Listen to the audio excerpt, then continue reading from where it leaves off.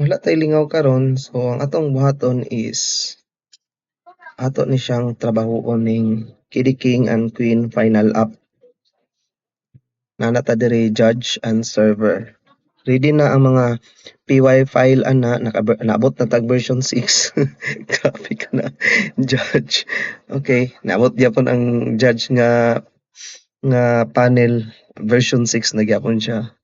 So dili ni siya mo play kung i-copy lang nimo ni na butang nimo sa lain nga computer. So ang buhaton is himuon nato nig one file or executable file.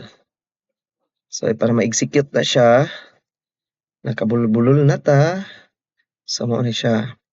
Unawa na to ang judge. So mao ni ang judge. First is kapihon sa nimo ng kuan kining iyahang address. Okay, man ako imo na nang na-copy, opening kag CMD. May button CMD. Dayon pa man CMD, type CD space dayon semicolon, i-paste nimo ang imong gi-copy nga address kana dayong semicolon again. Semicolon ba yan? Quit. Okay. So, enter. Yun.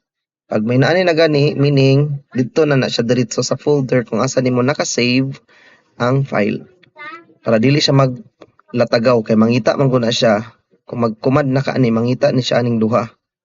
So, pangitaon na niya. Kung dili niya makitaan mo na mag-error. So, button, mag-command na din ta. So, py installer space okay, dash no console. Dapat walay console space duha na pod ka dash dayon icon. Siyempre magbutang tag icon para mura pug tinuod equals dayon ang pangalan din sa imuhang icon man siyang file para sa icon. So judge.ico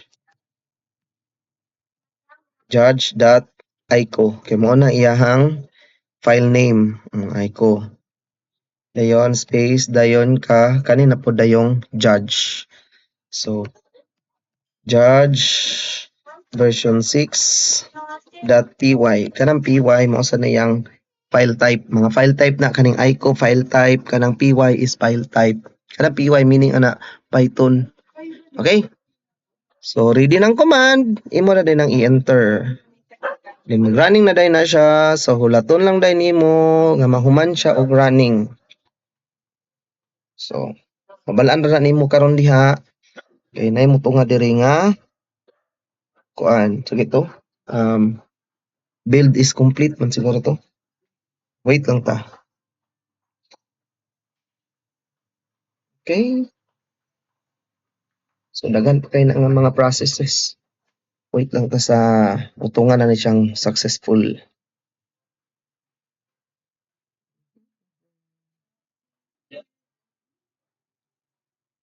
Wait lang ta, gamay na lang.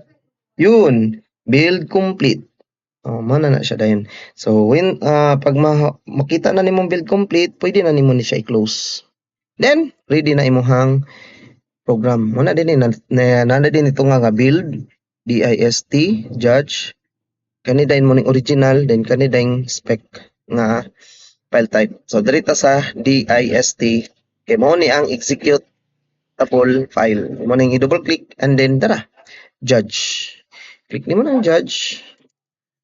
Okay, wait. And then charan. Igana na ang imuhang nanading kay program para sa karong Kiddy King and Queen. Siyempre, na siya toggle switch para sa category A. Click nimo na, mabalhin siya sa category B. Then, paggamit ani, siyempre, kung ikaw ang judge number 1, type nimo dia 1. Imuha da yung judge name. Judger. At dayon, i-connect din nimo sa server IP address.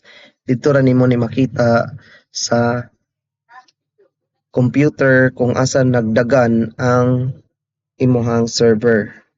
So, para makita to nimo ang sa server, simple ra kayo, command prompt lang gyapon ka para makita nimo ang IP. So kana type din nimo diyan na IP config. Ay, big letter man tanan. Sorry. Pwede mo siguro. Pero ko kasulay. Ana lang. Yun. So, dali ra din mo magamit diha. Diba? Mura dayon na. Kung ano mo ning IP address nimo. Ano kana mura imong gamiton. Diba? Simple ra kayo. Boto yung butang din nimo. 192.168.254.163. And click din kag connect. Of course, di na siya mo connect kaya man naka-on ang tanawa. Failed to connect. O, di ba? Kay wala may nagdagan nga server. So, ana ra na siya. Close nimo. Close. So, that's it. Then, ang imo na po natin na to ang server. So, sa sunod na po na video. Thank you.